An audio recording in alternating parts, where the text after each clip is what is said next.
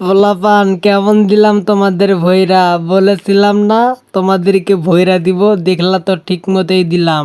আরে আমি লিটন দাস যদি আউট না যেতাম তাহলে তো অস্ট্রেলিয়াকে একাই হেরে দিতাম, 500 রানের টার্গেট দিতাম, কিন্তু আমি আউট যাওয়ার পরে আর পোলাপান রানই করতে পারেনি। কিরে লিটন, তুই 500 মানে বুঝিস কত কত 500 হয় আমার একটু বলতো শুনি। এরে ভাই আপনি মূর্খ নাকি? আপনি জানেন না 5-এর পরে 2-0 500? আরে ভাই তোমরা যে বলতেছো তোমরা আমাদেরকে ভয়রা দিচ্ছ, তোমরা কি আমাদের সাথে শেষ পর্যন্ত খেলতে পারছো? ম্যাচ পারো নাই তো, বৃষ্টির কারণে তোমরা জিতে গেছো আর এখানে এসে বড় বড় কথা বলতেছ। অস্ট্রেলিয়াবাসী, যদি বৃষ্টি না হতো তাহলে কিন্তু ম্যাচটা আমরা ঠিকই জিতে যেতাম। আমাদের রেশাদ জিহার ব্যাক টু ব্যাক 2 ওভারে 2 উইকেট নিয়েছে, পুরো তো ম্যাচটা আমরা ঘুরে দিয়েছিলাম। সাকিব ভাই, আমাদের ডেভিড ওয়ার্নার তো আপনাদেরকে একাই খেয়ে দিল, এখন আপনারা কি বলবেন? আর আমার বোলিং এর কথা তো নাই বললাম। আরে ভাই, আপনারা বাংলাদেশকে ভরে দিয়েছেন, অর্থাৎ 20টা ইনিংস যে ভরে দিলেন এতে আমি খুবই খুশি হয়েছি। বাঙালিরা, এখন তোমাদের ঈদ কেমন কাটতেছে একটু কমেন্ট করে জানিয়ে দাও। আরে কোনো সমস্যা নাই, এতে কোনো চাপ নেওয়ার কোনো প্রয়োজনই নাই। আমরা বাংলাদেশ একটা ম্যাচ হেরেছি তো কি হয়েছে, এরপরে আফগানিস্তান আছে আর ভারত আছে, আমরা ওদেরকে ভরে দিয়ে সেমিফাইনালে চলে যাব।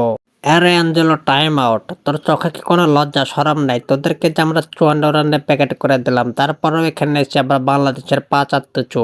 ধর ভাই, আমি একটা অলরাউন্ডার, আপনারা আমার কোনো দামই দেন না। আইপিএল আমার নিলে কি হয়? আপনারা ওই লাইন রাসেলের গুটি রশিদ দিচ্ছে, তো আমি ভালো খেলে এবার আমার আইপিএল জায়গা দিয়ে দেখেন না আপনাদের কি কইরা দেয় এবার।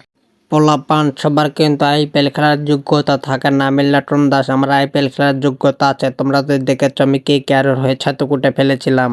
এরে কপাল রে, সবই কপাল। আমি হলাম বাংলাদেশের 1 নাম্বার ওপেনিং ব্যাটসম্যান, আমি কোনোদিন আইপিএল খেলতে পারলাম না। ইন্ডিয়া, তোমরা আমার বুঝলাই না। আরে আইপিএল খেলতে হলে আমাদের কথা মতো তোমাদেরকে চলতে হবে, তোমরা তো তা চলো না। আমরা যখন বলবো যে ম্যাচ হারো, তোমাদের সেটা হারতে হবে। তোমরা উল্টো করো কি, আমাদের আরো ভরে দেওয়ার চেষ্টা করো, তাহলে কি আমরা আইপিএলে তোমাদের কেন ডাকবো বলো? মানে হয়েছে কি, ইন্ডিয়াকে ভরে দেওয়ার জন্য আমি মুস্তাফিজ একাই যথেষ্ট। রোহিত ভাই, আপনি কিন্তু ভুলে যান না, আপনাকে আউট করার জন্য কিন্তু আমি প্রস্তুত আছি। ধোনি ভাই, আপনি একটু মুস্তাফিজরে ম্যানেজ করে নেন, ও যেন আমার আউট না করে। আপনি বললে মনে হয় ও আপনার কথা শুনবে। আজকে কিন্তু লর্ড শান্ত আর তাওহিদ হৃদয়, তোমরা খুব সুন্দর খেলেছ। আর বোলিং আর রেশাদ হোসেন, তুমি অসাধারণ বল করেছ, কিন্তু তোমরা হেরে গেছো, এটা হলো বড় কথা। আমি যদি ব্যাটিং এর পাশাপাশি যদি বল করতে পারতাম তাহলে অস্ট্রেলিয়াকে একাই আমি ভরে দিতাম, কিন্তু দুর্ভাগ্য আমি শুধু রানই করলাম কিন্তু বোলিং এ কিছু করতে পারলাম না। আর এইদিকে আমি বোলিংও করতে পারি, ব্যাটিংও করতে পারি, তারপরও ইংল্যান্ডের কাছে হেরতে হলো নিজেদের ঘরের মাটিতে। এবার মনে হয় আর বিশ্বকাপের চাপ আমাদের দেখা হবে না। পোলাপান, তোমাদের কোনো চাপই নেই, বাংলাদেশ আছে যতদিন সাপোর্ট করে দেবো ততদিন। তোমরা এর পরের ম্যাচে ইন্ডিয়া আর আফগানিস্তানকে ভরে দিয়ে তোমরা সেমিফাইনাল আসো, আমরা তোমাদের সাথে খেলতে চাই।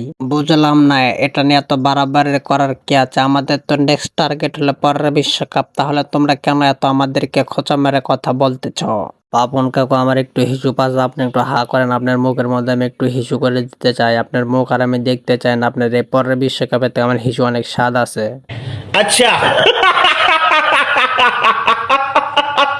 এর বিরাট কোহলি, তুই আমার পাপন কাকুর অপমান করছো। আমরা তো তোদেরকে হেরে দিয়ে এবার পুরো উল্টে দিব, পুরো বিশ্বকাপে তোদেরকে আমরা ন্যাংটা করে নাচিয়ে ছেড়ে দেবো।